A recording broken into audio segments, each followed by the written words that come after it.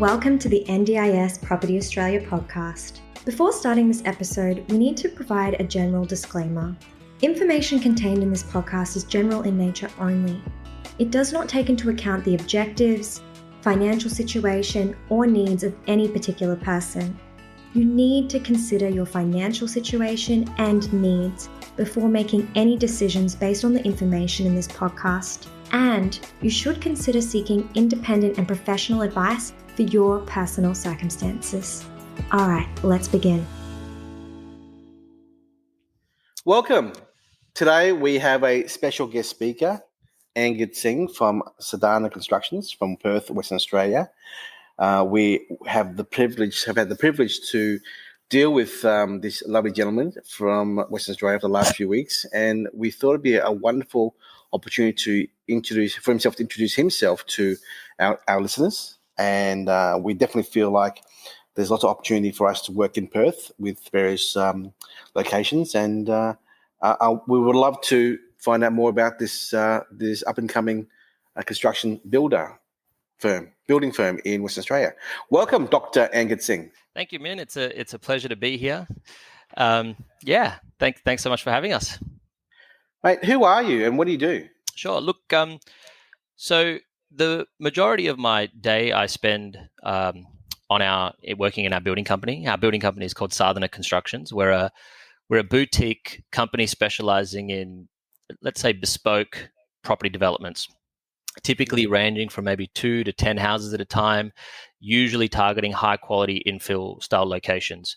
What we do is we basically take a project from concept right through to completion. So we offer a full design and construct service. We have a team of architects, interior designers, estimators, schedulers, construction managers, the works. And we've been doing this probably for about 7 years now. I think I started developing my own property about 10 years ago, and then since then I've kind of fallen in love, and here we are today. On top of that, I'm the co-founder and host of our organization called Perth Property Developers. We're a community-driven organization for local developers by local developers, really. We were established in 2018, and since then we've grown into the largest community of developers here in WA. Wow! Is that just for developers and builders, or is there also investors in there as well? Yeah, look, there's a whole works, but mostly it's actually for developers more than builders and investors as well. So the property development is really a craft, and the more you get into it, the more you learn that there's so much to learn. And Perth it's really going from a transition from a big mining town into like an urban metropolis, right? And through this transition, there's a whole bunch of challenges that we're going to have to navigate through. So things like an urban sprawl or an aging population or affordability crisis, you name it. And the way that the state government plans to navigate through these challenges is really through these small infill developments. So they're expecting at least 47% of new houses in WA, or in Perth rather, have to come from these infill developments. And this is exactly the type of developments that we do and our 1,700 members at Perth Property Developers engage in. And if you think about it, that means that they are quite literally building the Perth of the future. They're building the city today that our kids are going to grow up in. And so we think it's really important that they get, the information, the inspiration, they get to network, they get the support that they need so that they can do a good job. Wow. And so that's what we do. Yeah, we basically host events, we run education, we run day courses, webinars, and really just try to bring the community together and obviously, share our experience in development and everyone else's as well. That's wonderful. I hope that one day we get to come over and visit you guys in Perth. Yeah, I think you've got to be a guest speaker for us too, mate. Well, we'll do. Now, more to the point, SDA and NDIS. Yes. I'm sure many people in Australia don't realise that NDIS has only been recently rolled out in the last year or so. Is that right? Yeah, well, I think WA was the last state to adopt the system. And WA, maybe different to the other states, was already, in terms of the property sense, the property market was in a pretty dire spot over the, basically the tail end of the late teens or the, 2015 through till about, really now. And so there was a very little uptake. And there was too much risk as well. People didn't really understand what was going on. I mean, the design guidelines were only released in, I think, October of 2019. And since then, I would say that is when the first, that's when we started having a look at the space, trying to understand what's going on. And, by the time developments get off the ground, now is when we're all rolling it out, I guess. Mm. Have you been in to visit or inspect many other building firms display of HPS, NDIS products or other apartments of developers in Western Australia at all? Yeah, absolutely. One of the great things, I guess, being in a small town is that everyone's still very collaborative, and people are really helping each other. And not just myself, we actually take the whole team. So we take the architects, we take the interior designers, we even take our construction managers just to go through completed products so that we get a good sense of what they need to look like at the end. Plus, our seal provider has also taken us through some of their special facilities, where they would point out features that they really like. Oh, could you do this in the bathrooms? It makes it easier for us to serve these people. And so we've inspected quite a few. At all different classes as well, both from high physical support right through to improved livability. That's awesome. And what is your team, your internal team, their opinion of the quality of the builds out there? It varies, I would say. Look, the design guidelines that are provided for SDA may be a good way to think of them as like a minimum requirement rather than like a fit for purpose or an optimum requirement. Does that make sense? Yeah, it does. So we've seen the works. We've seen developments which are really fantastic, and we've seen developments which are pretty average. And then obviously, there is complying to the guidelines, but then even within the compliance range, there's a range of products and selections which range in quality. You know what I mean? Yeah. So, and sometimes it doesn't matter so much, especially if you're just trying to do one development and sell it.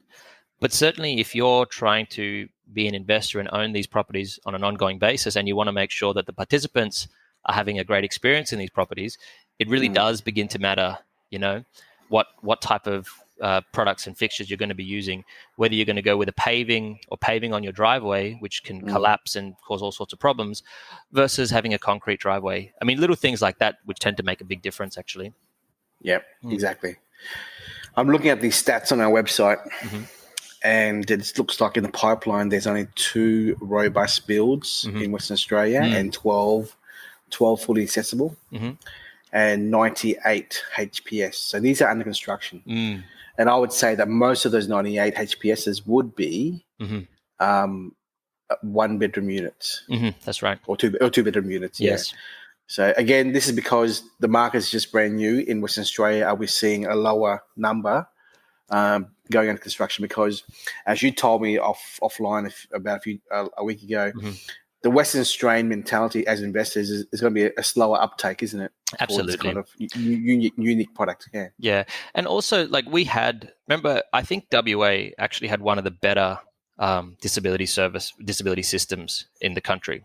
So there wasn't people were quite happy with what was going on before.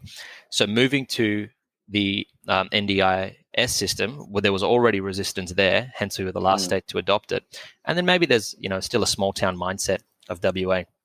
And maybe the other thing is, when we started this journey, which is probably actually about 4 years ago now, back then, right, you would contact a seal provider and ask about even the most basic things. Oh, have you heard of SDA? No one had even heard of it. You ask a seal provider, oh, well, how do I get a participant? And no one has any idea. Oh, how does the funding work? No one has any idea.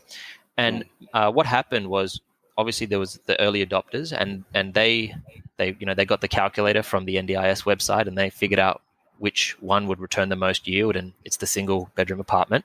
However, back then there was very little understanding of how the NDIS funding works. So, now I think people are being a little bit more realistic as to what types of units and developments will actually have participants that have suitable funding for them. It's been a learning curve, man. And just so our listeners can understand, there's been a lot of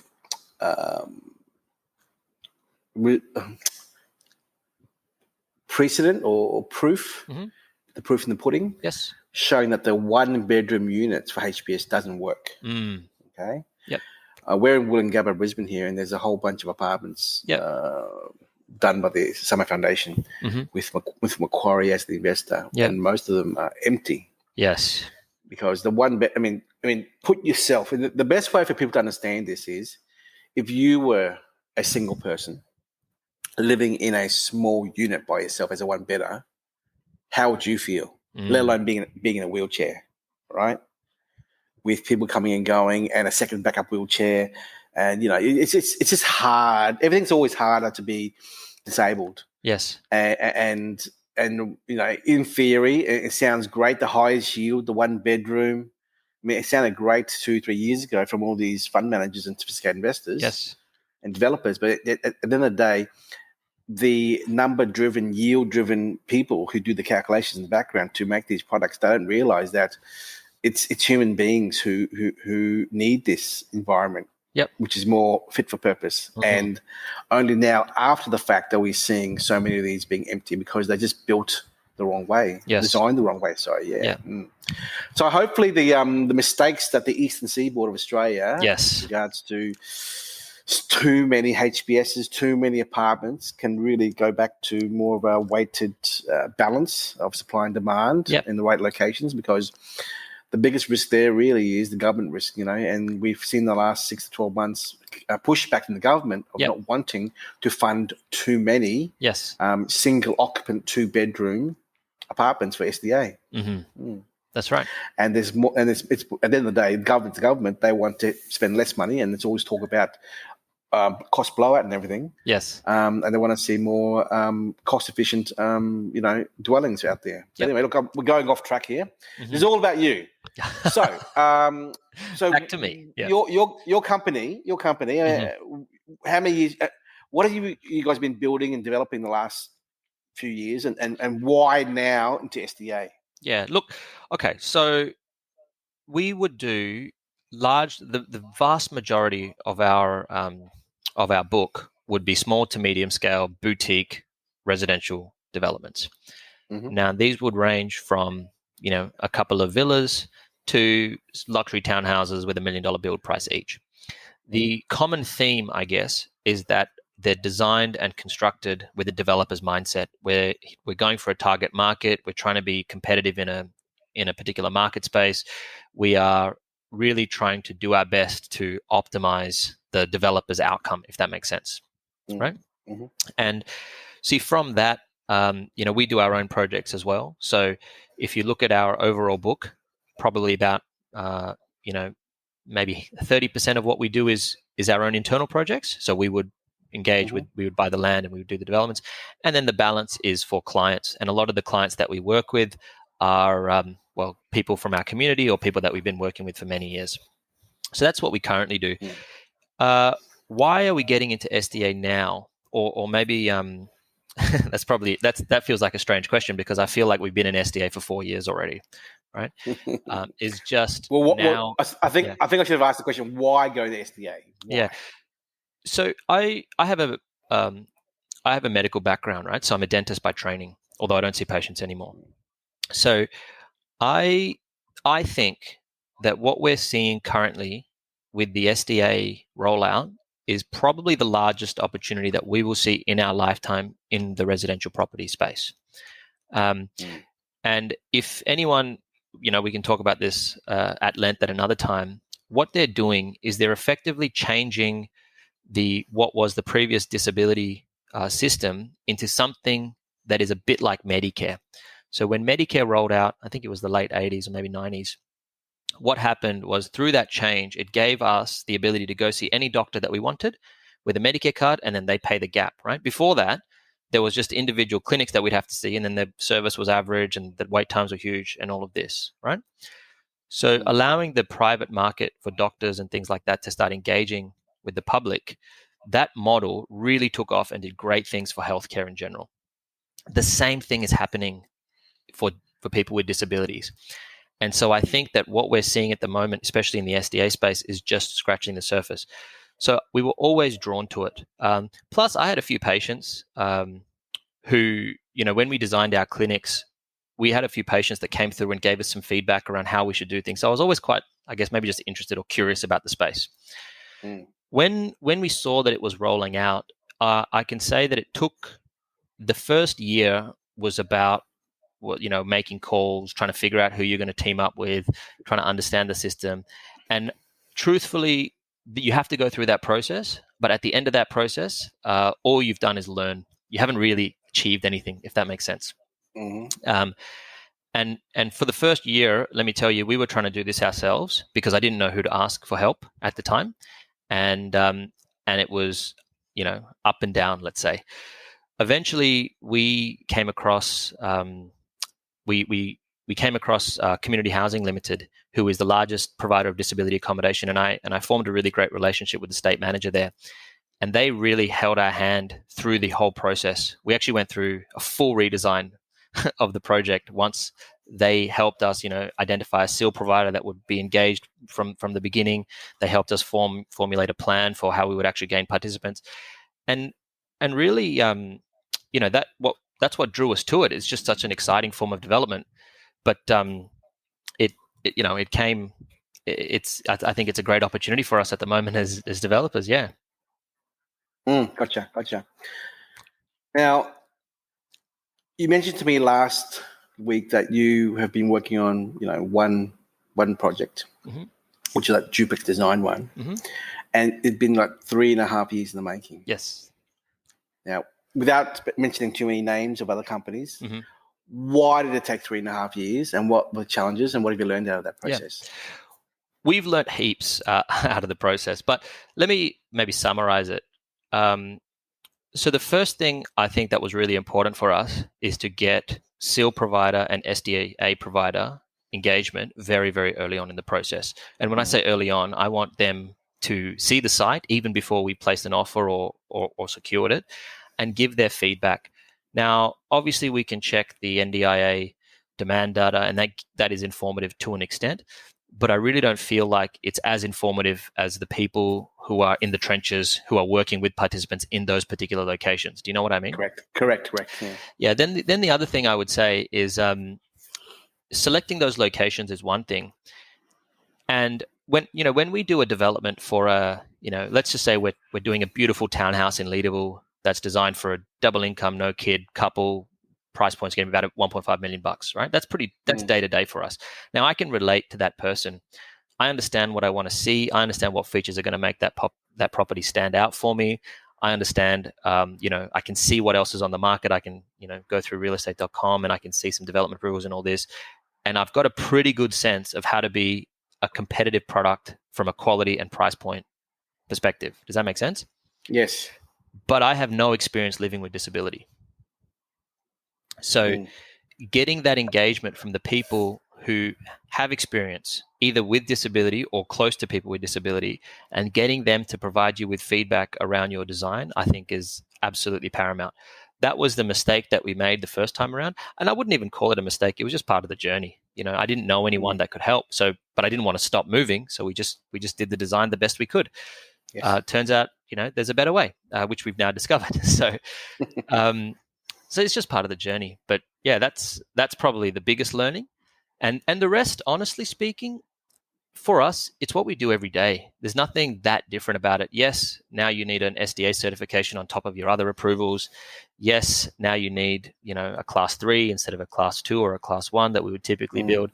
But it's still the overall process, the council process is identical. The actual mechanics of how the deal goes through, other than a few minor nuances, it's just a development. Do you know what I mean? Yes. Are there many competitors or peers in the marketplace doing similar work to what you guys are doing? I think we're just establishing at the moment. So there's probably a few builders who are doing this. There's probably a few developers who are doing this. Certainly the SIL providers that we work with, they have a few builders that they're partnered with. But yeah, it's really just emerging. You know what I mean? I don't think there's any major players yet, but it's all coming together now. I think what you guys are doing there in your company is absolutely amazing, working in the infill areas. Too many of the project builders are working in the new estates, and that's all they want to do. They don't want to go near infill areas at all. You know?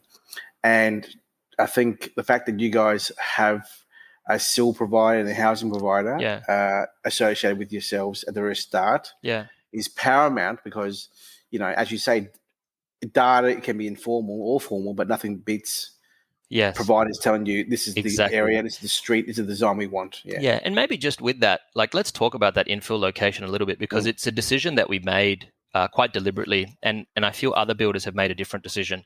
And there's probably pros and cons as always, but let me just explain why we chose infill locations in the first place. So we actually ran some focus groups early on, both with our SIL provider, SDA providers, and some participants. And we really just asked them, what do you want? Where would you want to live? And these are the types of questions that we wanted to hear, but not from a sales agent or someone who doesn't really know. We wanted to hear it from the horse's mouth. And what we learned, there was a couple of things that we learned. Firstly, change is hard for anyone, right? It's even harder for someone with disabilities. So when someone has, when they've got an established area and they've got an established network, they've got an established community, that is so important to them, right? So, and then the other thing is, maybe home is where the heart is, right? So maybe really the heart is where the community is. And then the other thing was when these people have all these established, these people around them who they're used to seeing, who become their community, you don't want to move them now, make them half an hour away. So imagine your parents now who live down the road from you. Now they have to drive half an hour to come and see you. That's not how we want SDA to be. Do you know what I mean? Exactly. So targeting these infill locations, our criteria with our SIL providers is we want to see that there is already a strong presence of people with disability and SIL and SDA services already there, right? So we're trying to keep people inside their established communities where they want to be, right? And then within those communities, obviously, we want to create the ability for them to, have a degree of independence and how they live their lives. So we want to make sure that, local shops, public transport, all of these things are accessible and close by. And when you put those two together, you really land on these infill areas because they already have the established amenity and people are already there. And then maybe as a last point, and this is really for us, especially with our own developments that we're holding our SDAs, is we want to make sure that that they're landlocked. We don't want a new estate where 1,000 of these are going to pop up right next door. Yeah. So we're always looking for that scarcity element through our developments. But infill blocks are a lot harder to work with, for sure, because they have different contours, they have different planning requirements on all of this. But this is what we do every day, right? So it's just business as usual for us. And for our listeners to understand, an example of landlocked is Sydney. Yes. Right? So they're landlocked. You can't get in there. There's minimal land releases as compared to Melbourne, where you're just developing to the west of Melbourne. Yes. Keeps going on and on and on. So you'll find more investors going to Queensland and Victoria because of the land releases, because of all the space everywhere. And Sydney being an older city and location, it's just harder to get into. It's all high rise and high density living over there. Yep. So I assume Western Australia is like that. There's lots of land being cut up and released and subdivided over the course of the next 5-10 years. Yes, definitely. I assume, yes, yeah. And we always target infill developments when we're trying to do townhouses and villas and things like that. So it makes sense to do the same with SDA. It's wonderful. So do you think you're the only infill builder doing SDA over there in Western Australia? Look, I'm sure there are others. Although I don't know them personally. I have seen some builders who are advertising some SDAs that they're producing, and frankly, a lot of them are in similar locations to us. So I don't know how deliberate their choice was. Ours was very deliberate. Or whether they just stumbled across because they managed to get a good development site and, they were going to do townhouses, but now they're doing SDA. Yeah. I mean, well, from the numbers here, the pipeline data, there's not many being built. No, I think that there's not many competitors out there at the moment with you. Yeah. So what's the goal of the company over the next year or two with regards to SDA? And, what is it? Yeah, look, we have some fairly ambitious goals with SDA, I guess. Maybe I'll tell you a little about the services that we provide and what our goals are. So, with regards to SDA, we essentially have three. Like, if we identify a development site for SDA, there's three possibilities that will go down. One is that we will, prepare house and land packages and then essentially on-sell those SDAs. Sometimes we will actually package up the entire site and allow a developer to come in, take some of the development profit, and then build maybe 2 or 3 SDAs. We wouldn't do more than that. 2 or 3 is about the right number for us, and we feel that's the right number if you're going to do a small SDA development. Mm-hmm. And then we're actually building our own portfolio. And I think for us, it's really about holding these assets. I mean, at the end of the day, the reason they're exciting is because of the yield and the fact that you can have an impact investment. You know what I mean? Yes. And so we're not looking at this as a, get in and get out type of opportunity. We're looking at this as an opportunity to really build a portfolio of SDA. And that's why, because when we start a deal, what we do is we just find what we think is going to be a great location. And then somewhere along the way, we either sell it or we don't. So, and maybe that's why, every time I talk to you about projects that we've got coming up, I'm so passionate about them, because these are projects that we would do if you don't sell them, we'll keep them. Yes. Yeah. That's a great philosophy to have. And I think if only more builders and developers out there in the marketplace had that mentality, that would help with the rollout of more product in Australia. So what's the up and coming project that you have up your sleeve at the moment? Yeah, so we got 2 actually. I think yes. We got 2 that we were talking about. Now the first one, which is the one that I was telling you about, this is actually really great. We've managed to get 2 blocks in a boutique subdivision, which is about 25 kilometers southeast of the Perth CBD. Yes. Now what's great about these 2 blocks is, firstly, they're in an area where the average block size is maybe 200 square meters, right? Wow. But these blocks are 493 square meters, which is awesome for us. So go back a little bit. The average block size is 200 square meters. Yes. So what's in this area? Villas, townhouses. It's an infill area.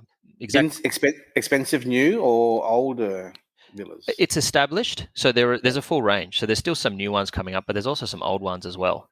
Yeah, but the zoning it's a medium density zoning. So what they are wanting is essentially to have a block size is about 200 square meters. Now that's important, by the way, because remember, when the councils, they decide where infrastructure is going to go, they base it on the density for those areas, right? So when we see areas where they're planning lot sizes of 200 odd square meters, they're planning the infrastructure for those, right? So that's why they've got shops there. That's why they've got support services there, because they're expecting a greater density of people. Yeah. Now, for some reason, this particular developer elected, rather than doing 8 tiny blocks, they did 4 large blocks. Yeah. Now that's a development choice, and good on them for doing it that way. But for us, this location for a 200 square meter block, it's probably too small for SDA. Do you know what I mean? With SDA, it's really about making the houses really spacious and having a couple of living areas, and the bedrooms have to have a nice degree of privacy, and really making sure that you don't want to make them pokey. Do you know what I mean? So the extra space is super important for us. So that's the first thing, is that these blocks are in a location of medium density, which means they're very well supported. I mean, I think there's an Aldi maybe 2 or 3 minute walk away. There's a train station maybe 500, 600 meters away. There's a Woolworths, there's McDonald's, KFC, all the works, right? If someone wanted to live in this location, even if they were in a wheelchair, they could make their way around. They could get to the city with no problems. They could, they could go shopping. They could get, they could get some fast food. They could catch up with people. And obviously, the degree of disability is different. But they could live that independent lifestyle in this particular location, which is something that was really appealing to us. Yep. The fact that we've managed to get block sizes which are more than double the size inside this location just means that we can create a really great SDA product rather than a normal villa or something like that. And then maybe the last feature, which we're always looking for ways that we can, in any of our developments, try to build in a feature. We call it a hero piece, right? So our goal for our normal developments is that you imagine that you've just marketed a brand new townhouse in one of the upper market areas. Now you're going to get maybe 50 buyers come through, and they're going to have been through 50 properties, right? And when they're going home, the wife's going to turn around to the husband and say, "Hey, I really like that one. You know that one with the ... finish the sentence, right? Yep. So Yep. what is that thing about your development that's going to stand out from the bunch, right? And I think when you approach SDA developments, you really got to think about it the same way. It's not a competitive space yet, but maybe it will be. But even if it doesn't, it's still great to have something that people are proud of in their homes or something special and unique. Do you know what I mean? Well, in the SDA space, we call it future-proofing. Future-proofing, sure. Yeah, so our listeners to understand that, there are many ways to future-proof your property, and that is you want it to stand out so that one day when there is another 5-10 houses in the next door suburb, what makes us different, and it could be something aesthetic at the front, could be something internal, it could be features in the backyard, whatever it may be, but it has to stand out, Yeah. And because we've got the large size, we have a lot of play with the design. And because they're side by side, we actually have an opportunity to potentially, be able to open up the fence in the backyard and connect the two backyards if we design it right, such that they can have some communal activities and, some interaction and stuff like that. And I really think that that's a unique opportunity that I haven't seen in other blocks like this. And maybe part of our goal, both with our seal provider and our SDA, is we're really trying to create a living experience for these participants, right? Which is really about community and interaction and engagement and all this. So one of our previous podcast guests was called Adapt Housing. Yes.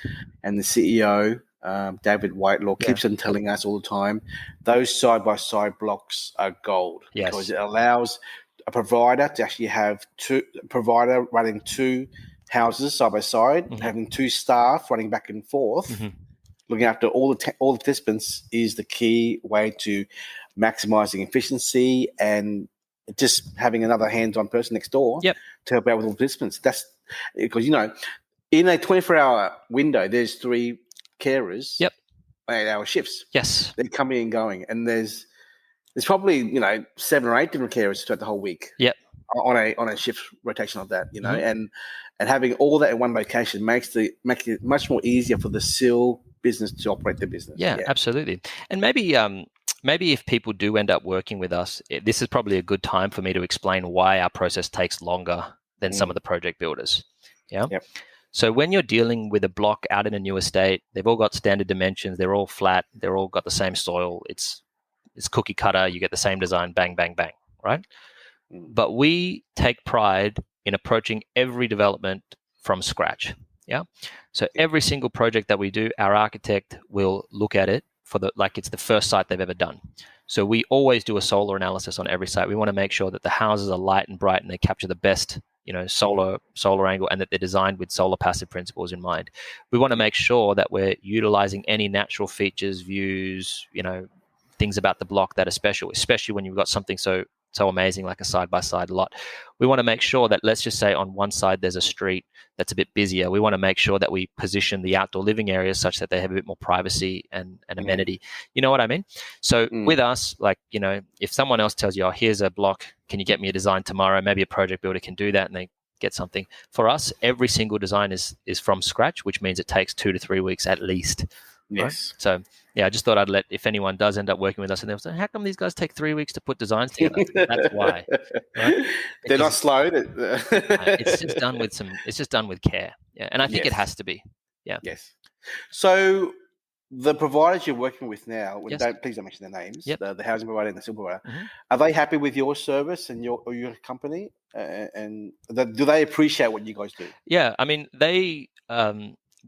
they have been so helpful for us, and in return, we have done everything we can, and they've voiced, immense gratitude for that.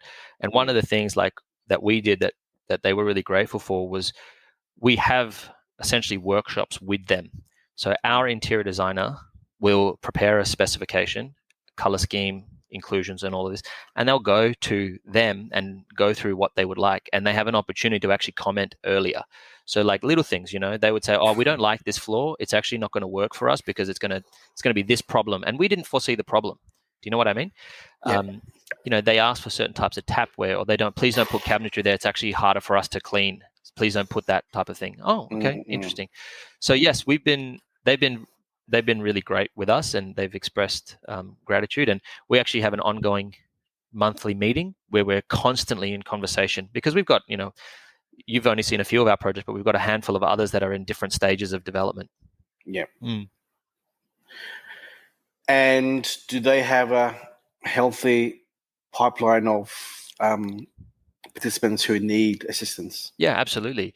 Yeah. So, and when we've engaged with multiple different SIL providers in the past, and these guys, in my opinion, are the absolute best. Yes. They've been operating for over 30 years, both the SIL provider and the SDA provider, and they're top tier. Now, I know the SDA provider might be slightly more expensive. I mean, they maybe charge a couple of % more in management fees or whatever. But for us, that was a no-brainer, because having the network, having the established reputation, having the experience to really, deliver a great service was much more important to us than a % here or there. Yes. So, yeah, and we always actually start marketing our property from basically the day we start design. As soon as we've got the concept designs, our SIL provider will put it onto their website, onto their platform, and they have dedicated engagement officers now. So they're constantly trying to engage with participants and putting designs in front of them and SDAs and locations to try to find the best fit for the individual participants. And so they've got this basically a database, you would say, of participants at different stages through their funding process with their needs.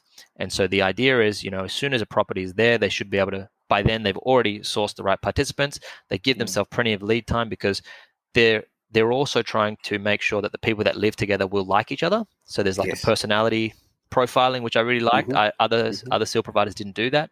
And they try to make sure that, there's just going to be a happy, peaceful environment in the house, which I felt like they understood better than any of the other providers that I spoke to. That's wonderful. So are there any areas in Perth that you do not operate in terms of locality? Look, you would say our radius, you would maybe, if you put Perth in the middle, we'll probably go maybe 35, 40 Ks out. And the reason is we're so busy. Like we haven't taken on a new client for over 2 years, right? Just our existing clients, because they're developers, they're always finding new sites. They're always getting new sites. We stick to, somewhere that's manageable for our construction managers to get to. Yes. Are you asking me as a builder or as a developer? Or both, yeah. Yeah, as a builder, look, if you've got a site and you're one of our clients, we'll support you the best way that we can, provided it doesn't, mess up our business. So if you want me to develop in any particular location, then sure, we'll do that. As a developer, we have to be much more picky, because remember, we have a stake in the outcome, which depends on the overall success of the development, which is not just the construction. You have to find the site, you have to sell the product at the end. So with that, I would actually say there's probably only a handful of locations that we would go. It's probably easy to tell you where we would be. Do you know what I mean? Yes. So, and that changes as well. We're constantly monitoring, supply and demand statistics. We're constantly looking at approvals. We're constantly speaking to agents, just to get a sense of, where we think certain areas are gonna go well or not. Have you looked into the robust category as a design for your product in the future? Honestly, not a great deal, but since your encouragement, we have started the process. So I think if you give us about another 3 months, we'll have a full spec and standard built for that, and then we can go down that path. Well, at the moment in Western Australia, there's 0 hybrids in the pipeline. So you could be the first if you do it. Yeah, and after you told me about the robust, I spoke to my SIL provider, and they said everyone wants robust. They said if you had robust, it would be so easy. But people are scared of robust accommodation. I think there's a view that the properties will get trashed. But I think if careful planning and management can probably mitigate that to some extent. Exactly. Well, we look forward to seeing you roll out the first one. All right. Is this your brainchild, the hybrid developments? Okay, we should talk about this more. Interesting idea. Mate, any final words of advice that you have to people out there who's listening? Yeah. On what you've learned the last 2 years or so, and what you can advise them to consider? Yeah, for sure. I think maybe the one piece of advice is know who your customer is with SDA. And your customer for SDA is the participant. Whether you're a builder and you think that you're selling to an investor and they're your customer, they're not, or at least they're not your ultimate customer. everything that you do from the conception through the design to the construction and completion of your dwelling, I think you'll get a great outcome or a much better outcome if you remain participant focused, and then making sure that you're engaging with the people who can give you as close to participant feedback as you can get, which is your SIL providers and your SDA providers. And of course, if you do have access to participants, talking to them too. Yeah. Wonderful. All right, mate. Mate, your website, you want to explain your Yeah, sure. domain? So you can sadhanaconstructions.com.au. You can look us up there. I would also encourage that you jump on Facebook and search Perth Property Developers. That's our free community group for developers. That's where we're most active, and that's where you'll hear about all of our events and webinars and podcasts and all of this stuff that we're doing. So jump on that, hit join, and you'll see a lot of our stuff and all of our developments, including our non-SDA stuff. Hopefully, we'll see you there. Wonderful. Angad, thank you so much for your time. Appreciate it. Pleasure, brother. We'll talk Bye-bye. soon. Ciao. We hope you enjoyed this episode. Please make sure that you are subscribed and following us so that you can keep in the loop with all of our upcoming episodes. We would really appreciate it if you could leave us a 5-star rating, a written review, and to share this episode with those that can benefit. Until next time, catch you on the next episode.